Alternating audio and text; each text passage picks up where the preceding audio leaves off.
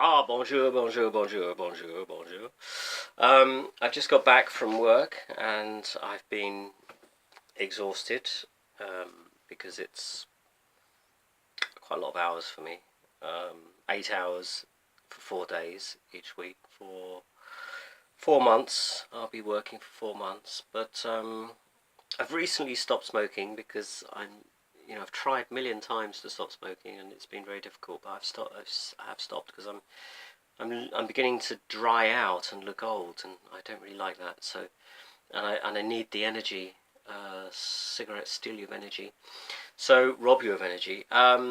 So I've just got back today, and the work is great. It's on a farm, and it's 4 month contract. So after that, I'm probably um, looking for other work or something. But I mean, that's a miracle, really.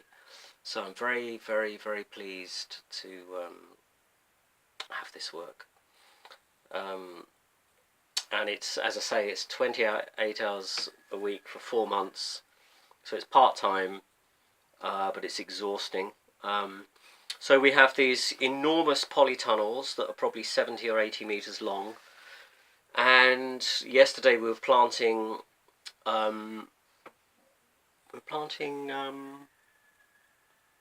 petit pois in one, and under plastic. So it's probably about a metre and a half to wide, a kind of mound of earth which has nutrients dug into it, and then it has black plastic on it and water lines going all the way down, depending on how many rows of crop you've got in the plastic.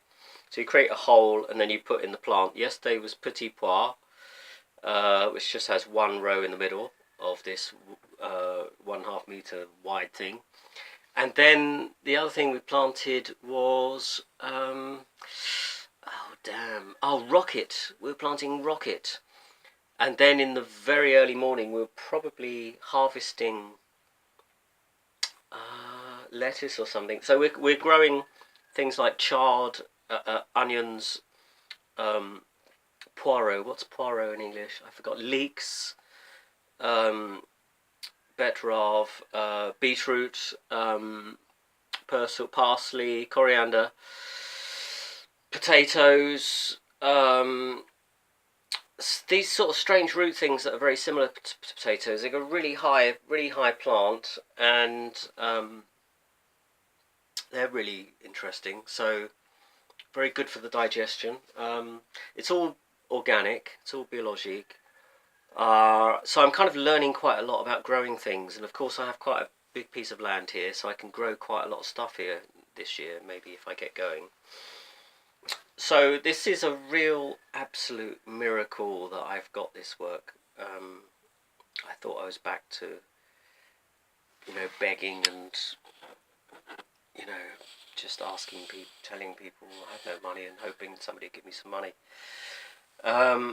So and then I've joined the band. I've joined this band, so the band is very good. They can all play quite well. Very happy about that. And I think my playing is really good at the moment, and hopefully it will pay. I mean, it's costing me a lot of money to drive to Toulouse every week. It's probably €25 there and back, and so we're going to record a CD for Natalie, and maybe I won't make a profit by being paid to record the CD because I'll have paid so much in diesel.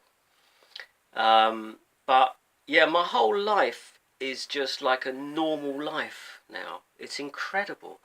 I have had 5 years of such suffering, such isolation, such lack of money, such nothingness. Although I've built the house and all of this, a tiny little house, totally unfinished, of course. But this is a massive turnaround. And these people that I'm working with are all really happy people. So we have a really nice time in general. I was a bit worried at the beginning. Somebody was a bit difficult with me, but they seem to have improved.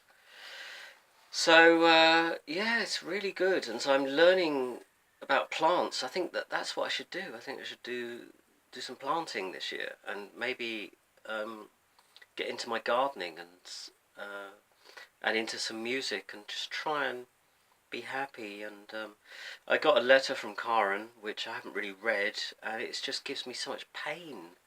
You know, I loved Karen. She was such a big part of my life, and she's totally trashed our whole lives, the story of what we did and what we were and everything.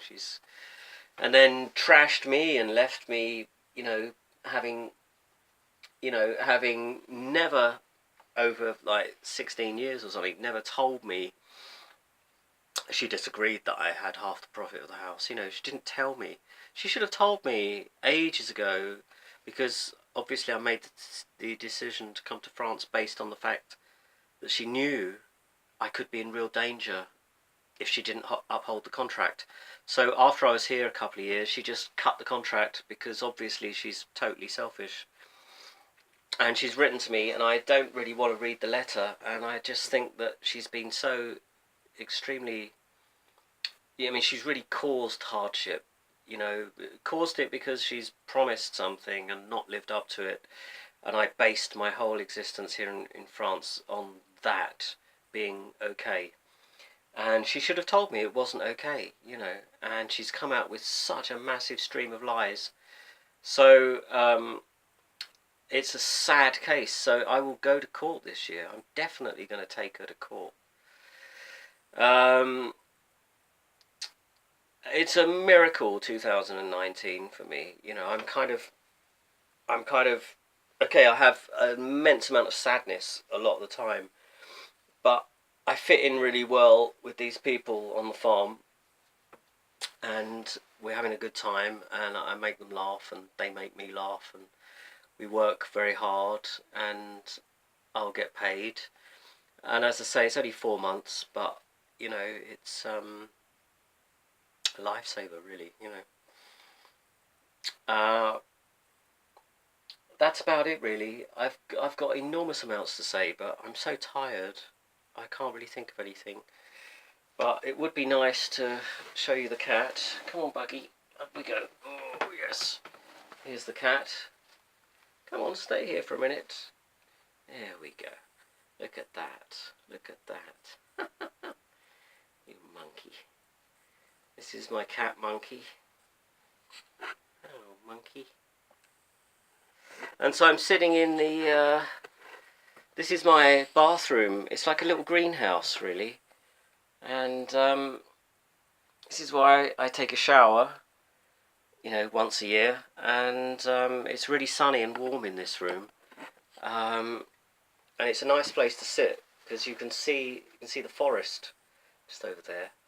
But there is a mouse or something. There's something coming in, because I found teeth marks in the soap. And so I took the soap off. I didn't want to use it in a shower because it had been eaten by whatever it is. So I put the soap, which was a huge bar, underneath the bath. And the next day the soap was gone. And so I put, so they'd taken the whole bloody bar, and then I put down a poison sack. They took the whole sack. It's a bag about this big. They took the whole bag with them wherever they've gone, which is a bit sad to kill them. And then I've left traps, and they've taken out the peanut butter from the trap, and the trap hasn't sprung. So it's a very deft little fellow. But that's life here, it's full of insects and animals, and you have to try and manage your land, your area. And hopefully I'll be doing that. Hopefully I'll be growing some vegetables and stuff. Anyway, that's a massive turnaround. So yeah, I thought I wasn't going to survive this year, actually. I'm really tired of being financially destitute. So I'm very happy that things for now have turned around, and there's not much interesting detail. I'm sorry about that, but I'll catch you later.